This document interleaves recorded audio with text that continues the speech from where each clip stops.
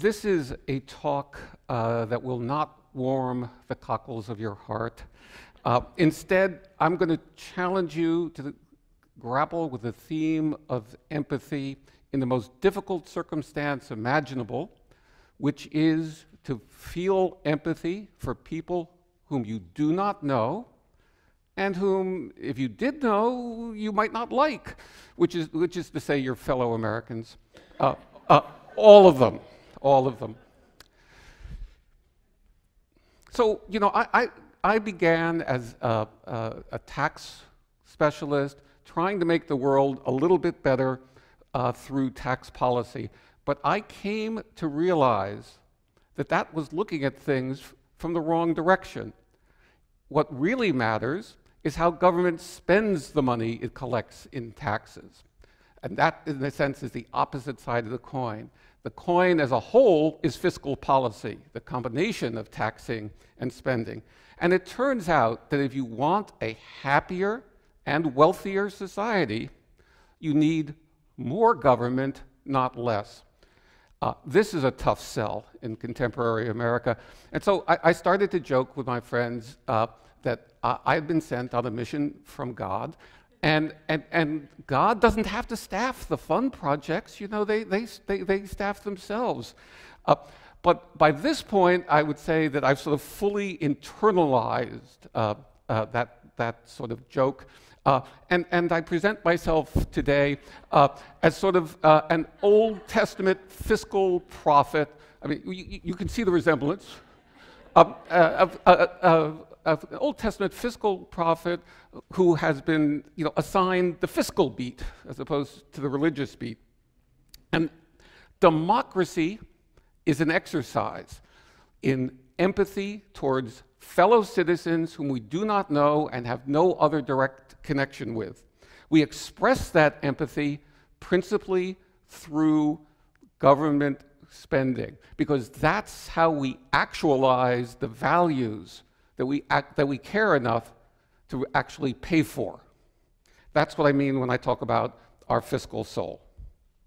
So, a simple question, what do we want out of the economic sphere of our lives? Well, I don't think that's all that difficult. I think even for millennials, we will agree that we want good pay for meaningful work, a sense of progress in that work over the course of our lifespan. I think that to this day, Americans uniquely define themselves through work. I think Americans also are highly attuned to a sense of fairness, which means an equality of opportunity and a sense that economic mobility is possible if one has the energy and the ability. But what do we think we're actually getting out of life today in America? Well, I think you know the answer. We're all getting screwed. And it turns out that there might be a reason for this. The chart before you, the blue line that bravely goes up most every year, that represents the growth in national income of the United States, GDP. And as you can see, it's been doing pretty well over the last 30 years. The red and the green lines, on the other hand, show what's happening to the middle of the wage, in the case of the red line, male, full-time adult worker who's not gotten a pay raise in over 30 years, not $1 in real inflation-adjusted terms. And the green line shows household incomes, which have crept up a little bit, primarily because of the entry of women into the workforce and a somewhat narrowing of the wage gap between men and women. Good things, but it means that the family as a whole is working more in the marketplace than was true a generation ago to be just a little bit ahead. Well, if you think about it for a moment, if national income has gone way up and the middle of the pack isn't seeing any of that, where's the income going? Well, you know the answer. The rich really are getting richer, and even those of you all the way in the back of this auditorium, without being told, can guess that the red line represents the income that has accrued to the top 1% over the last 30 years. And the blue and the green lines, the one that looks like someone is in cardiac arrest, those show the compounding of growth to the rest of us.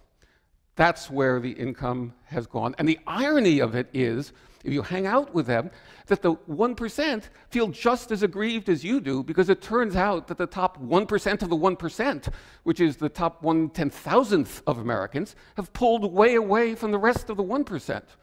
And meanwhile, the 1% is looking back at us increasingly far away in their rearview mirror. At the same time, extraordinarily, poverty remains a feature of the American life. We have the highest adult poverty rate in the OECD. Let me take a second. The OECD, the Organization of Economic Cooperation and Development, is a sort of trade association of most of the rich countries in the world and some hangers-on.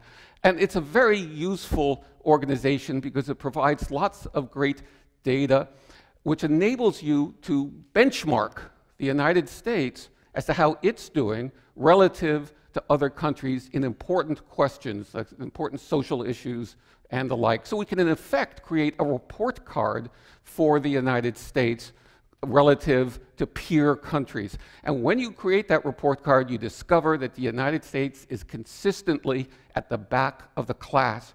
We have the highest adult poverty rate in the OECD. That's quite extraordinary because we're also the richest large economy in the world. And at the same time, we also have the highest ratios of rich to poor. So if you take the top 10% in Norway by incomes and compare them to the bottom 10% by income, the gap is a 6-fold difference. In Canada, that gap is about an 8 times difference. In the UK, 10 times. But in the United States of America, the difference in incomes between the top 10% and the bottom 10% is a 16-fold difference. We are not, contrary to what you might hear on some TV channels, we are not big spenders. We are again at the bottom of the heap when it comes to the percentage of our national income that we devote to any kind of social spending activities. And so finally, the United States turns out to be unique, but not in a good way. Experts believed that as a country got richer, it would by necessity become more equal. But the United States has proved them wrong. We've been able to combine the wealthiest country of any large economy in the world with the highest level of poverty in that country. So this is something in which we are unique, but not, as I say, in a way that we should take any pride in. As a result, I believe that we are teetering on the edge of 3 ugly phenomena. We are teetering on the edge of tribalism, which of all the negative features I'm going to discuss is the most forgivable, I suppose. It's that instinct to circle the wagons and try to preserve yours from what you see as the depredation of others, and to circle the wagons with people whom you know, with whom you can identify. It's an ugly phenomenon, but at least you can understand what drives it. One you can't understand so easily is narcissism. It's the normalization of narcissism as a mode of perception of the world around us. And this is a tremendously ugly phenomenon that we see in a lot of the social media. This confusion of great wealth with great inner merit that so many people suffer from, the belief that the past has nothing to teach us, all of this is shameful to any sense of decency, and it is corrosive to a democracy. And finally, we're entering into a phase of neo-feudalism. And I mean that actually quite seriously when I say feudalism. It turns out that great wealth, obviously it buys stuff, it buys power, it buys influence, but it also buys a big head start for the next generation, because wealth can invest in their progeny, and in doing so, guarantee their progeny better outcomes in life than would be the case if everyone started from the same place.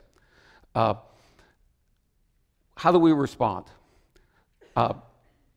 What institutional form of empathy can pull us back from the brink of what I've just described? What social glue is there that can help us bind the country back together for all Americans, the ones we know, the ones we don't know, the ones we like, the ones we don't like? And the answer is there's only one social glue that can do that for all Americans, and that's government, and in particular, government fiscal policy, which is to say, in this case, government spending. Because fiscal policy, whether we like it or not, when we pay our taxes, we are connecting ourselves with all the rest of America. And in doing so, when government decides how to spend that money, when we decide, for example, to spend 42% of the world's total spending on military, all by ourselves, we are actualizing the values that we actually think are important enough to pay for, as opposed to those to which we just give lip service. What's more, government can seize economic opportunities that are not available in the private markets. That's our fiscal soul in operation. So it's simple enough. It's the spending that drives stuff. Government, there's a lot of confusion about what business government is in.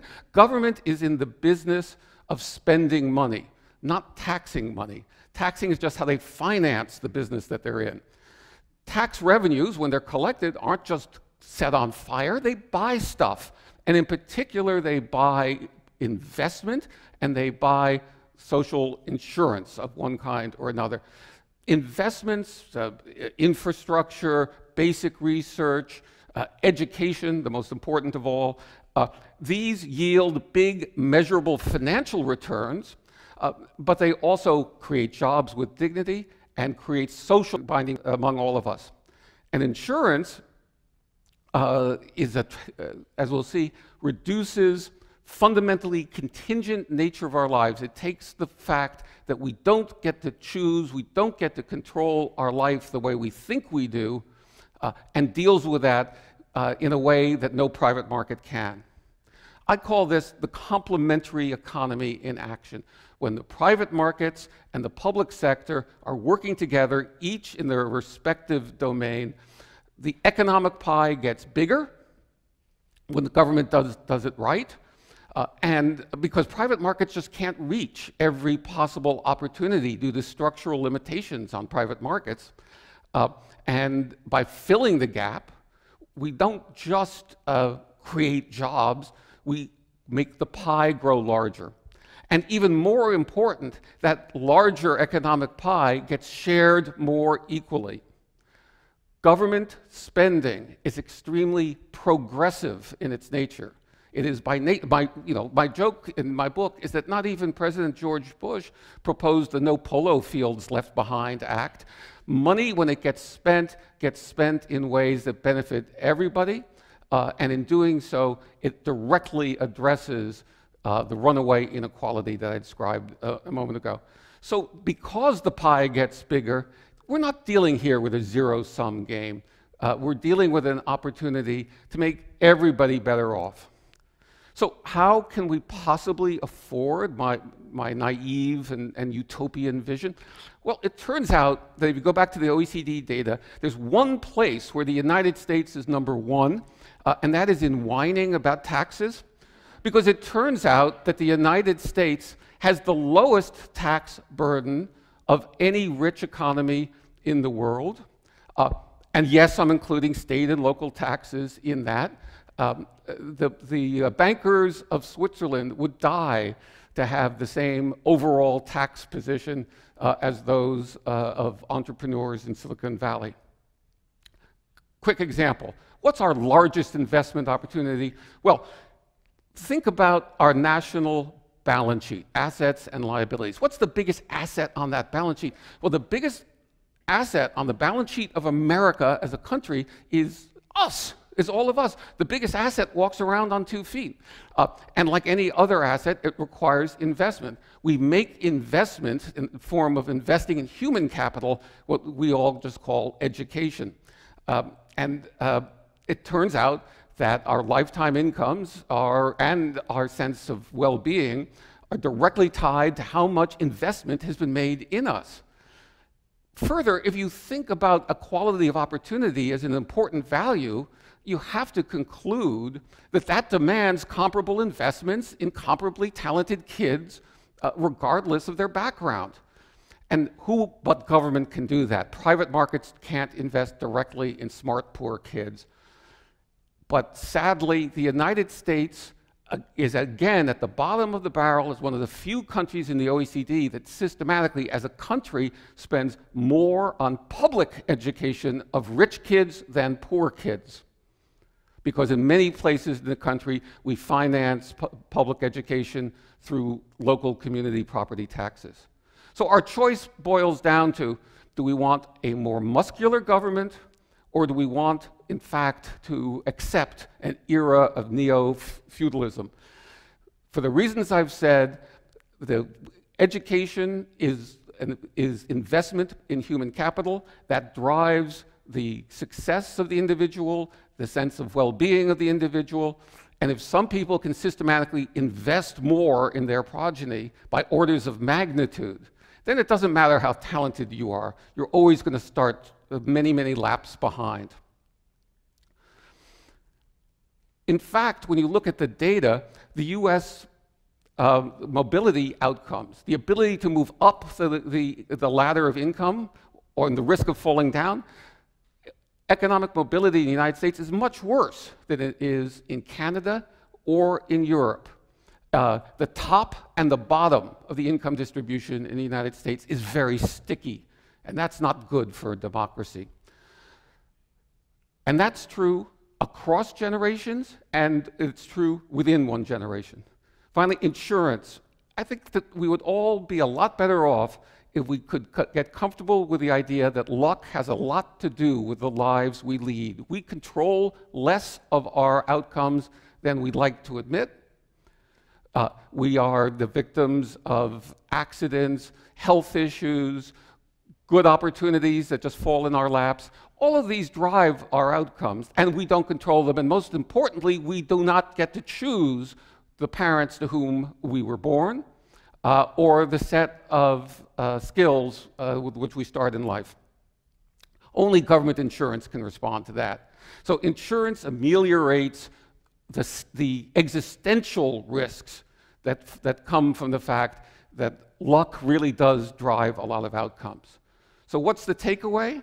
Well, first, we systematically dishonor equal opportunity and income mobility in the country that we've actually constructed for ourselves. Second, we in fact are a low-tax, small government country in which we're leaving opportunities on the table.